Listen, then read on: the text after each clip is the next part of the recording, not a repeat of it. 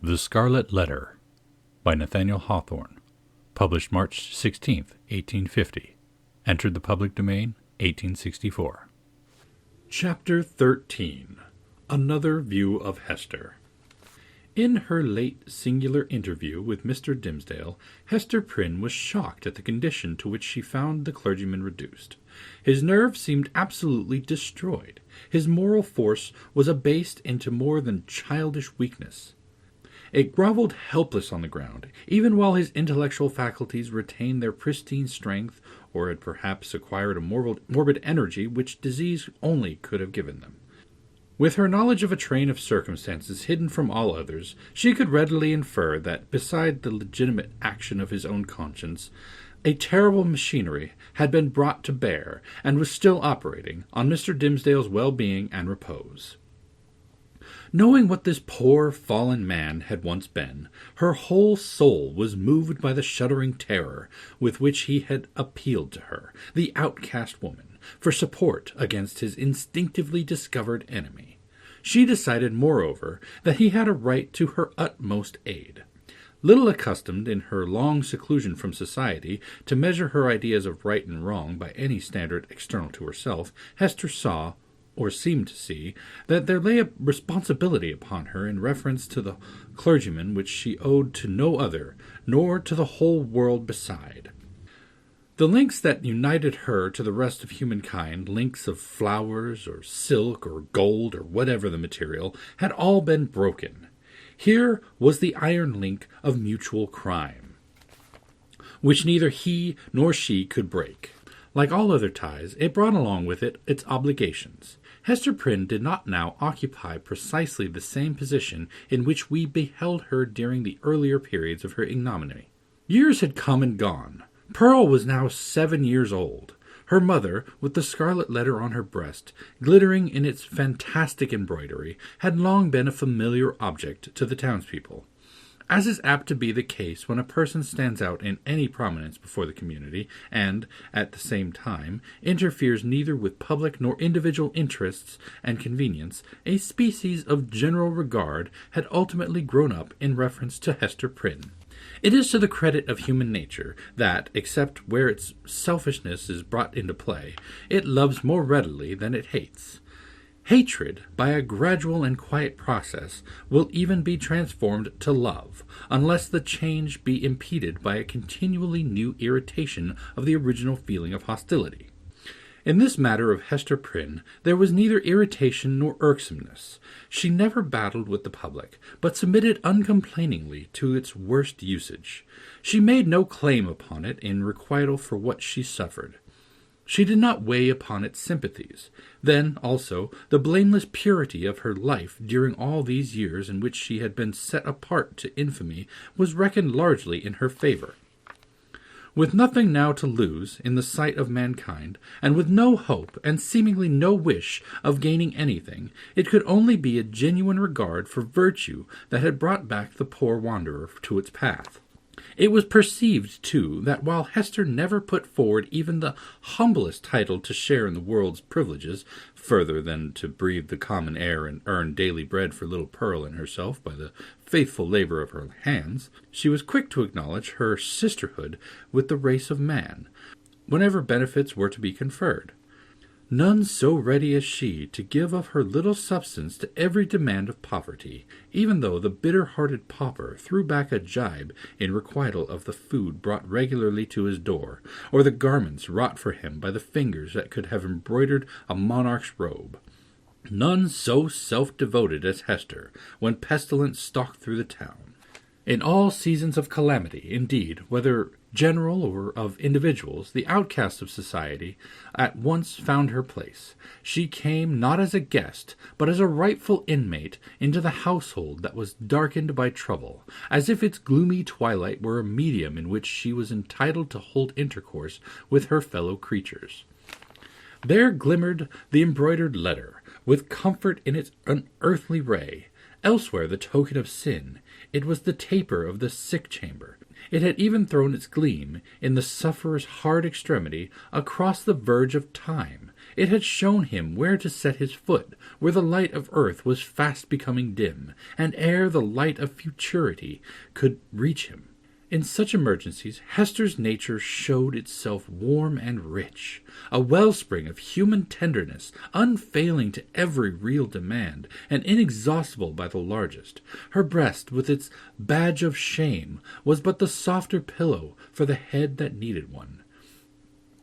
She was self-ordained a sister of mercy, or we may rather say the world's heavy hand had so ordained her, when neither the world nor she looked forward to this result. The letter was the symbol of her calling. Such helpfulness was found in her, so much power to do and power to sympathize, that many people refused to interpret the scarlet A by its original signification. They said that it meant able. So strong was Hester Prynne with a woman's strength. It was only the darkened house that could contain her. When sunshine came again, she was not there. Her shadow had faded across the threshold. The helpful inmate had departed, without one backward glance to gather up the meed of gratitude, if any were in the hearts of those whom she had served so zealously.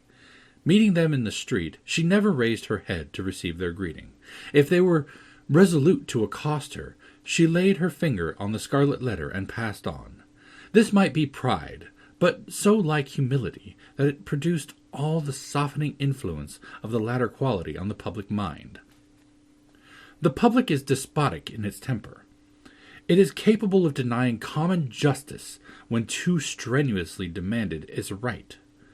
But quite as frequently it awards more than justice when the appeal is made, as despots love to have it made, entirely to its generosity.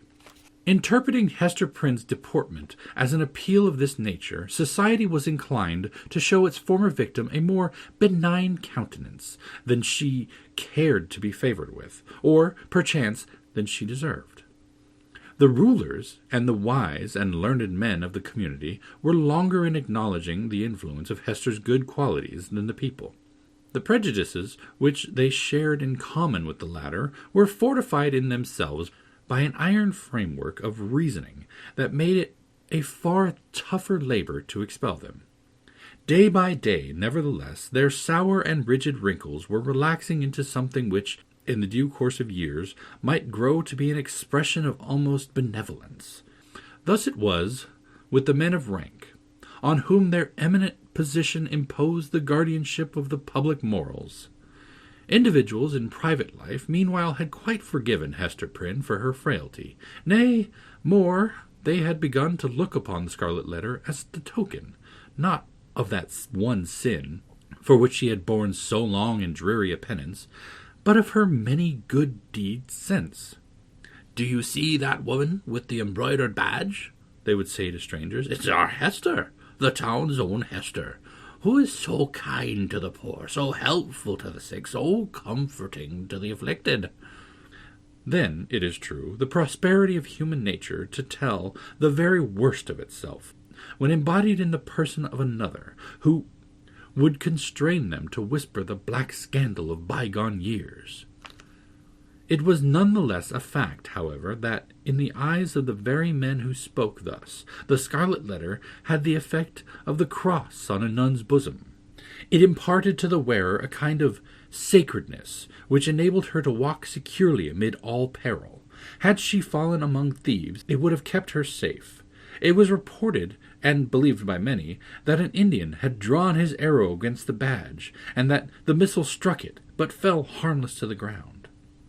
The effect of the symbol, or rather of the position in respect to society that was indicated by it, on the mind of Hester Prynne herself was powerful and peculiar.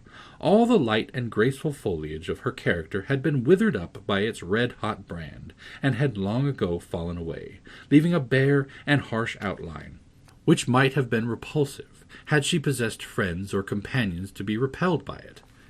Even the attractiveness of her person had undergone a similar change. It might be partly owing to the studied austerity of her dress, and partly to the lack of demonstration in her manners. It was A sad transformation, too, that her rich and luxuriant hair had either been cut off or was so completely hidden by a cap that not a shining lock of it ever once gushed into the sunshine. It was due in part to all these causes, but still more to something else, that there seemed to be no longer anything in Hester's face for love to dwell upon. Nothing in Hester's form, though majestic and statue-like, that passion would ever dream of clasping in its embrace. Nothing in Hester's bosom to make it ever again the pillow of affection. Some attribute had departed from her, the permanence of which had been essential to keep her a woman. Such is frequently the fate, and such the stern development of the feminine character and person when the woman has encountered and lived through an experience of peculiar severity. If she be all tenderness, she will die. If she survive, the tenderness will either be crushed out of her, or, and the outward semblance is the same, crushed so deeply into her heart that it can never show itself more. The latter is perhaps the truest theory. She who has once been woman, and ceased to be so, might at any moment become a woman again, if there were only the magic touch to effect the transfiguration. We shall see whether Hester Prynne were ever afterwards so touched and transfigured. Much of the marbled coldness of Hester's impression was to be attributed to the circumstance that her life had turned in a great measure from passion and feeling to thought.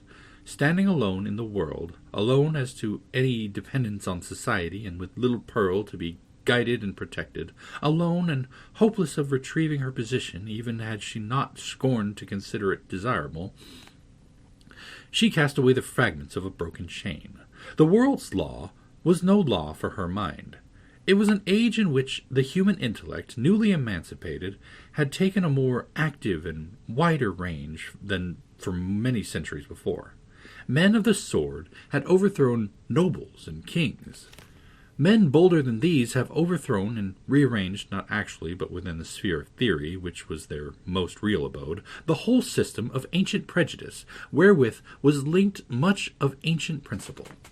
Hester Prynne imbibed this spirit. She assumed a freedom of speculation, then common enough on the other side of the Atlantic, but which our forefathers, had they known it, would have held to be a deadlier crime than that stigmatized by the Scarlet Letter. In her lonesome cottage by the seashore, thoughts visited her, such as dared to enter no other dwelling in New England. Shadowy guests that would have been as perilous as demons to their entertainer, could they have been seen so much as knocking at her door. It is remarkable that persons who speculate the most boldly often conform with the most perfect quietude to the external regulations of society. The thought suffices them, without investing itself in the flesh and blood of action. So it seemed to be with Hester. Yet, had little Pearl never come to her from the spiritual world, it might have been far otherwise. Then she might have come down to us in history, hand in hand with Anne Hutchinson, as the foundress of a religious sect. She might, in one of her phases, have been a prophetess. She might, and not improbably, would have suffered death from the stern tribunals of the period for attempting to undermine the foundation of the Puritan establishment. But, in the education of her child, the mother's enthusiasm of thought had something to wreak itself upon. Providence, in the person of this little girl, had assigned to Hester's charge the germ and blossom of womanhood, to be cherished and developed amid a host of difficulties. Everything was against her. The world was hostile. The child's own nature had something wrong in it, which continually betokened that she had been born amiss, the effluence of her mother's lawless passion, and often impelled Hester to ask, in bitterness of heart, whether it were for ill or good that the poor little creature had been born at all. Indeed, the same dark question often rose into her mind with reference to the whole race of womanhood. Was existence worth accepting, even to the happiest among them? As considered her own individual existence, she had long ago decided in the negative and dismissed the point as settled. A tendency to speculation, though it may keep women quiet, as it does man, yet makes her sad. She discerns, it may be, such a hopeless task before her, As a first step, the whole system of society is to be torn down and built up anew. Then, the very nature of the opposite sex, or its long hereditary habit, which has become like nature, is to be essentially modified before woman can be allowed to assume what seems a fair and suitable position. Finally, all other difficulties being obviated, woman cannot take advantage of these preliminary reforms until she herself shall have undergone a still mightier change, in which perhaps the ethereal essence wherein she has her truest life will be found to have evaporated. A woman never overcomes these problems by any exercise of thought. They are not to be solved, or only in one way. If her heart chance to come uppermost, they vanish. Thus Hester Prynne, whose heart had lost its regular and healthy throb, wandered without a clue in the dark labyrinth of mind. Now turned aside by an insurmountable precipice, now starting back from a deep chasm. There was wild and ghastly scenery all around her, and a home and comfort nowhere. At times a fearful doubt strove to possess her soul, whether it were not better to send Pearl at once to heaven, and go herself to such futurity as eternal justice would provide. The Scarlet Letter had not done its office. Now, however, her interview with the Reverend Mr. Dimmesdale on the night of his vigil had given her a new theme of reflection, and held up to her an object that appeared worthy of any exertion and sacrifice for its attainment. She had witnessed the intense misery beneath which the minister struggled, or, to speak more accurately, had ceased to struggle. She saw that he stood on the verge of lunacy, if he had not already stepped across it.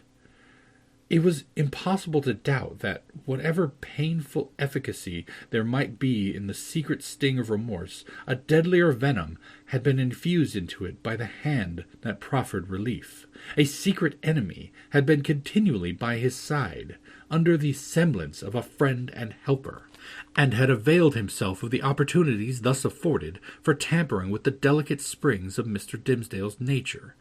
Hester could not but ask herself whether there had not originally been a defect of truth, courage, and loyalty on her own path in allowing the minister to be thrown into a position where so much evil was to be foreboded, and nothing auspicious to be hoped for.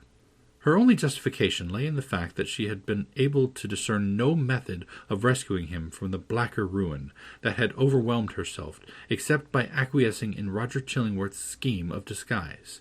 Under that impulse she had made her choice, and had chosen, so, as it now appeared, the more wretched alternative of the two.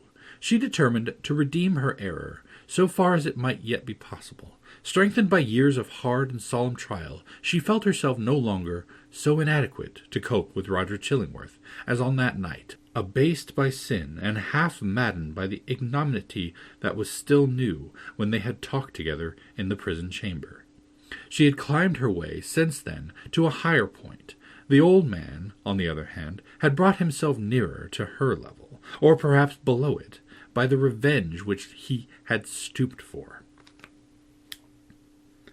In fine, Hester Prynne resolved to meet her former husband, and do what might be in her power for the rescue of the victim on whom he had so evidently set his gripe. The occasion was not long to seek. One afternoon, walking with Pearl in the retired part of the peninsula, she beheld the old physician, with a basket on one arm and a staff in the other hand, stooping along the ground in quest of roots and herbs to concoct his medicines withal. End of chapter 13.